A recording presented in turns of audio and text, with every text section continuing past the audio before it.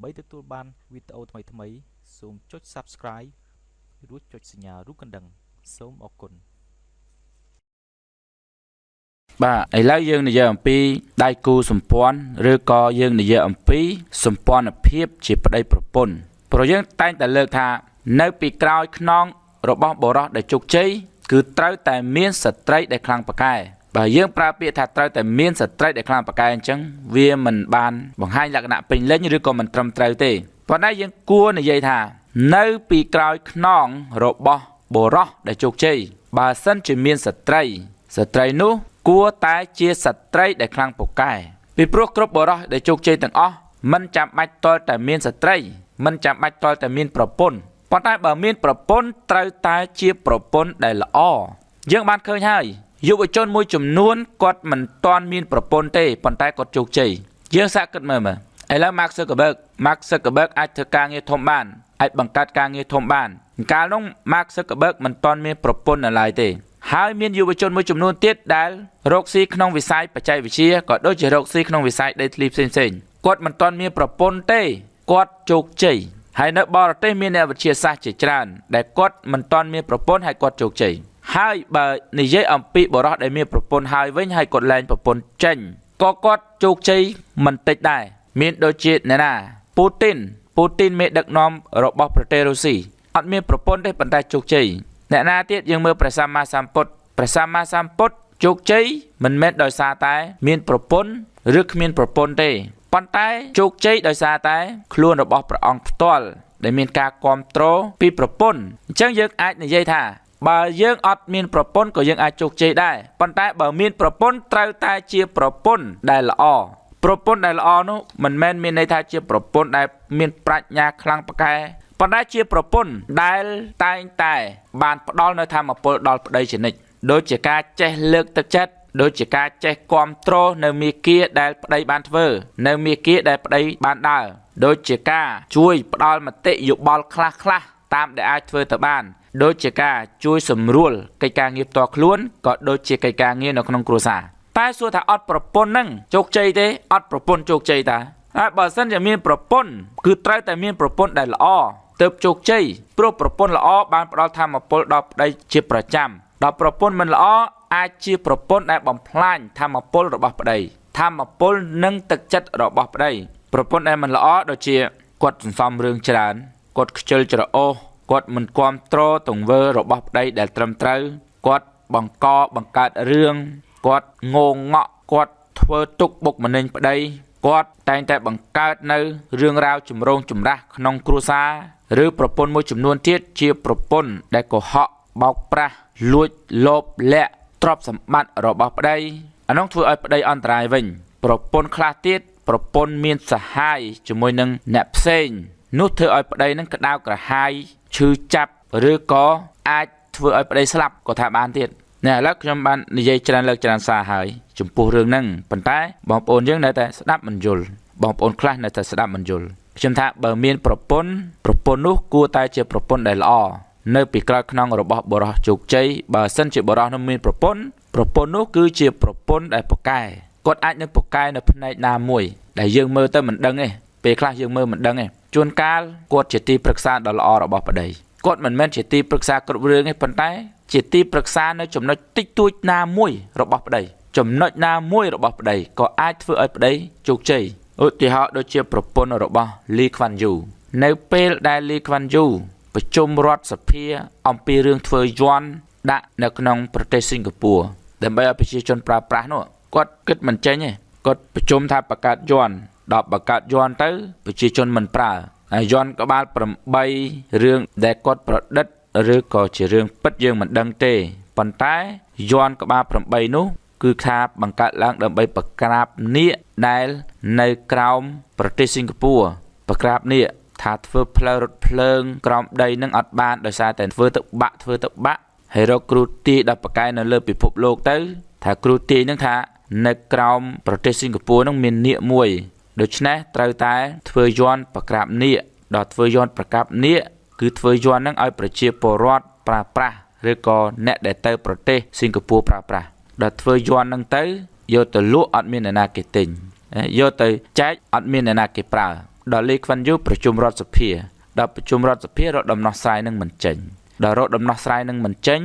បានគំនិតពីប្រពន្ធរបស់គាត់ថាបងកុំបារម្ភរឿងនេះងាយស្រួលទេយើងគ្រាន់តែបង្កើតកាក់មួយដែលកាក់ហ្នឹងគឺយើងបង្កើតសម្រាប់លក់ហើយកាក់ហ្នឹងមានតម្លៃស្មើជាទឹកប្រាក់កាក់ហ្នឹងមានតម្លៃស្មើនឹង$5ហើយកាក់ហ្នឹងអាចចាយបាននិយាយជារួមកាក់ហ្នឹងគឺជារូបិយវត្ថុរបស់ប្រទេសហ្នឹងដែលគេអាចចាយបានដល់អាចចាយបានអញ្ចឹងបូកជាមួយនឹងរូបនាគក្បាល8បូកជាមួយនឹងអបិយជំនឿនៅក្នុងហ្នឹងអញ្ចឹងគឺកាក់ហ្នឹងคล้ายទៅជាកាក់មួយដែលមានតម្លៃហើយប្រជាពលរដ្ឋទាំងអស់ប្រើប្រាស់ហើយដល់ពេលភ្ញៀវទេសចរទៅលេងនៅប្រទេសសិង្ហបុរីត្រូវទិញកាក់ហ្នឹងអញ្ចឹងគាត់ក៏បានរកចំណូលពីកាក់ហ្នឹងក្នុងមួយឆ្នាំគឺរកចំណូលរាប់លាន$ភ្ញៀវទេសចរទៅលេងសិង្ហបុរីបើសិនជាថាទៅលេងសិង្ហបុរី50លាននាក់ក្នុងមួយឆ្នាំអញ្ចឹងយើងយក50លាននាក់គុណនឹង$5ទៅយើងឃើញហើយណាបាទអាហ្នឹងអាចជារឿងប្រឌិតមួយជានយោបាយសេដ្ឋកិច្ចជាល្បិចសេដ្ឋកិច្ចមួយដែលធ្វើឲ្យវាคล้ายទៅជាជំនឿដូច្នេះហើយអ្នកដែលបកកែរកស៊ីគេតែងតែបង្កើតជំនឿនៅក្នុងមុខរបរឬក៏បង្កើតជំនឿនៅក្នុងសេដ្ឋកិច្ចអាហ្នឹងគឺប្រពន្ធមានគំនិតច្នៃប្រឌិតជួយប្តីបានខ្លះអញ្ចឹងប្រពន្ធដែលល្អដែលបកកែគឺមិនចាំបាច់ទាល់តែចេះគ្រប់រឿងទេប្រពន្ធខ្លះគ្រាន់តែបកកែការងារក្នុងផ្ទះក៏អាចលើកទឹកចិត្តនិងផ្ដល់ធម៌ពលដ៏ខ្លាំងក្លាដល់ប្តីដែលធ្វើឲ្យប្តីកើតមាននូវប្រាជ្ញាប្រពន្ធខ្លះគ្រាន់តែជាប្រពន្ធដែលស្អាតល្អបរិសុទ្ធសម្រាប់ប្តីក៏អាចលើកទឹកចិត្តប្តីឲ្យប្តីខិតខំប្រឹងប្រែងធ្វើកិច្ចការងារដ៏អស្ចារ្យពីព្រោះរឿងប្រុសនិងស្រីហ្នឹងគឺប្រុសជោគជាំដោយសារស្រីសម្បើមណាស់ប្រុសទោះជាក្បាលរឹងប៉ុណ្ណាក៏ដោយម្ដាយរបស់ខ្លួនអាចនិយាយមិនស្ដាប់ប៉ុន្តែបើមនុស្សដែលខ្លួនស្រឡាញ់មនុស្សស្រីដែលខ្លួនស្រឡាញ់និយាយគឺស្ដាប់ភ្លាមម្ដាយដែលខំចិញ្ចឹមបីបាច់ថែរក្សា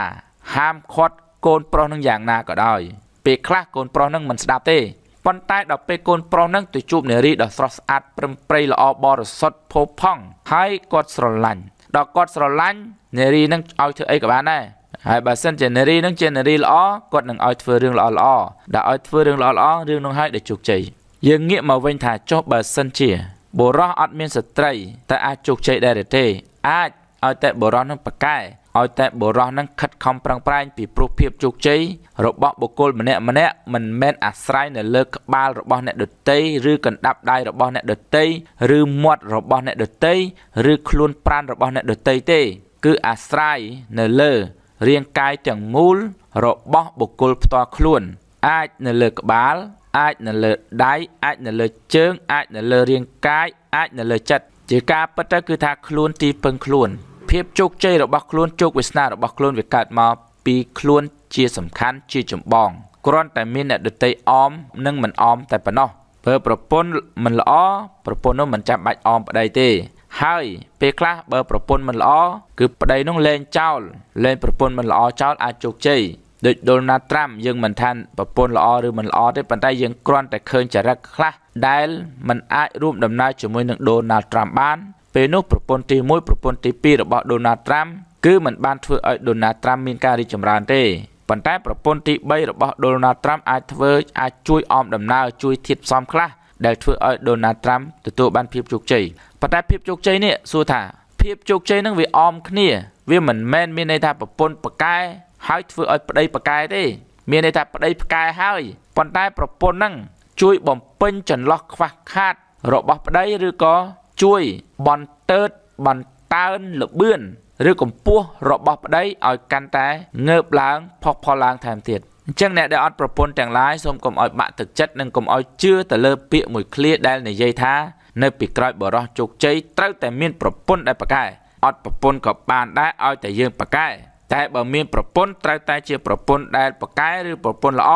កុំឲ្យប្រពន្ធដែលមិនល្អដែលមកបំភ្លេចបំផ្លាញទឹកចិត្តរបស់ប្តីហើយប្រពន្ធខ្លះនាំរឿងរ៉ាវរបស់ប្តីប្រពន្ធខ្លះគឺមកដើម្បីយកទ្រព្យសម្បត្តិរបស់ប្តីសម្លឹងឃើញផលប្រយោជន៍ផ្សេងរបស់ប្តីឬក៏ប្រពន្ធខ្លះទៀតជាភ្នាក់ងារសម្ងាត់របស់សត្រូវណាមួយដែលគេឲ្យមករៀបការដើម្បីសម្លាប់ប្តីនឹងឬក៏បំផ្លាញប្តីនឹងតែប៉ុណ្ណោះទេដូច្នេះយើងត្រូវប្រុងប្រយ័ត្នជាទីបំផុតត្រង់ចំណុចហ្នឹង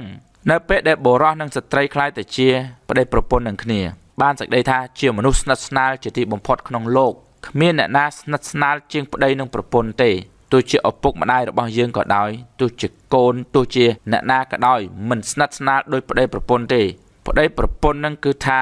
ស្និទ្ធស្នាលទាំងកាយហើយស្និទ្ធស្នាលទាំងចិត្តទៀតដល់បែបហ្នឹងទៅបើស្និទ្ធស្នាលទាំងកាយស្និទ្ធស្នាលទាំងចិត្តអញ្ចឹងយើងត្រូវតែរកអ្នកស្និទ្ធស្នាលឲ្យបានល្អជាទីបំផុតពីព្រោះគាត់ចូលមកក្នុងចិត្តរបស់យើងគាត់ចូលមកក្នុងគំនិតរបស់យើងគាត់ចូលមកអមអែបណែបនិតរូបរាងកាយរបស់យើងហើយយើងអាចនិយាយថាប្រពន្ធគឺជាដៃគូដ៏សំខាន់ជាទីបំផុតក្នុងការរួមដំណើរជីវិតអ្វីត្បិតតែប្រពន្ធខ្លះនៅផ្ទះមិនបានចេញទៅធ្វើបេសកកម្មក៏ដោយឧទាហរណ៍ដូចជាមេតបប្រពន្ធនៅផ្ទះប្តីទៅសមរភូមិប៉ុន្តែបើខ្លាចជាប្តីប្រពន្ធនឹងគ្នាហើយកិច្ចការងារនឹងក៏ជាកិច្ចការងារដែលបានមកពីការរួមចំណែករបស់ភរិយាដែរក្នុងលក្ខណៈក្នុងក្របខ័ណ្ឌថាភរិយានឹងល្អបើភរិយាមិនល្អប្តីទៅសមរភូមិប្រពន្ធនៅរញ៉េរញ៉ៃនៅផ្ទះឬក៏មិនមានភាពស្មោះត្រង់ធ្វើឲ្យប្តីនឹងបែកកម្មដ្ឋានមិនមូលអារម្មណ៍ឬក៏អាចធ្វើឲ្យប្តីនឹងមានបញ្ហាវិបត្តិផ្លូវចិត្តទៀតផងដូច្នេះបងប្អូនគ្រាន់តែគិតថាប្តីប្រពន្ធគឺជាដៃគូនៃជីវិតដ៏សំខាន់ជាទីបំផុតដែលយើងថាបើអត់មានប្តីប្រពន្ធអត់ក៏បានតែបើថាយើងមានត្រូវតែជាប្តីប្រពន្ធដែលល្អដែលអាចរួមដំណើរជាមួយគ្នាបានបើលោកអ្នកយល់ថាមានប្រយោជន៍ជួយ share បើមានសំណួរចូល comment បើចង់រៀន call 017 3037